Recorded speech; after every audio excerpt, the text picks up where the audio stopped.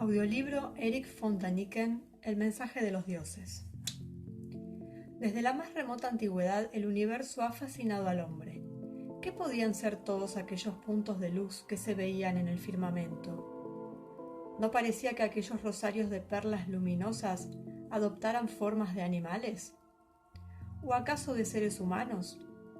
¿Eran aquellos resplandores reflejo lejano de las moradas de los dioses?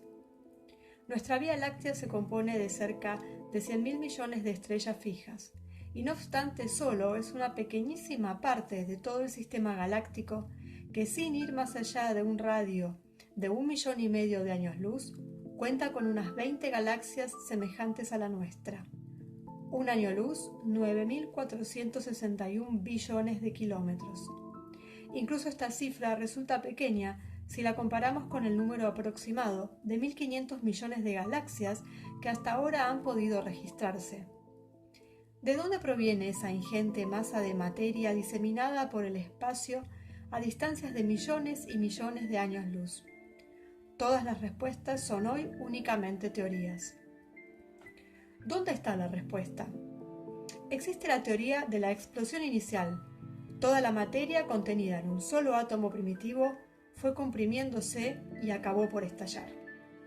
De las diferentes partes de esta compacta mole de materia surgieron las galaxias. En 1842, Christian Doppler aportó la prueba de que al moverse una fuente de luz en sentido contrario al del observador, es decir, alejándose de él, el espectro se desviaba hacia el rojo. Con la ayuda de este efecto Doppler, podía medirse la velocidad de las estrellas. De aquí partió Edwin Powell Hubble en 1929 para calcular y verificar la extensión del universo. La velocidad de alejamiento de una galaxia crece a medida que la distancia es mayor. Esto permite deducir que en un principio toda la materia se hallaba concentrada en un solo punto, constituyendo una gran condensación de hidrógeno de elevadísima densidad. En un momento dado se produjo la explosión. Desde entonces, las diversas partes de esa materia se alejan unas de otras y así continúan hoy a velocidades que superan nuestra imaginación. Otra teoría muy conocida es la de Carl Friedrich von Weizsäcker. Todos los soles y planetas nacieron de una nube de gas compuesta de un 99% de hidrógeno y helio y un 1% de elementos pesados. Las galaxias se formaron al arremolinarse aquellos en torno a estos elementos.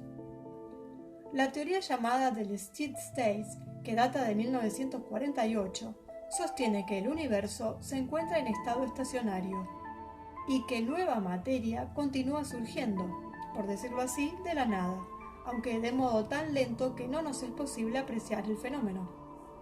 Finalmente, la teoría de la oscilación afirma que la materia se contrae como si se tratara de un músculo cardíaco para volverse a distender y así sucesivamente.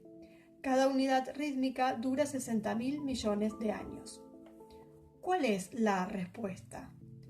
Dioses rojos y amarillos, negros y blancos, dioses de orejas hendidas y ojos almendrados, con voluminosos vientres, cabezas redondas, sangre oscura, rostro de dragón, dioses provistos de armas formidables que despiden rayos, dioses montados en resplandecientes, cromados vehículos celestes, figuras estilizadas, seres delgados con antenas, dioses con ruedas adosadas a sus muslos, flotando sobre el agua y las nubes, como fetos acurrucados en huecas esferas o cabalgando sobre serpientes voladoras, caminando por los avernos, reinando entre las estrellas, dioses elevándose sobre columnas de nubes, recorriendo los espacios en vimanas, aparatos voladores en sánscrito, dejando al ocultarse un rastro de perlas en el cielo, dioses abrazados por los celos, envidiosos, malignos, ultrajados, violentos.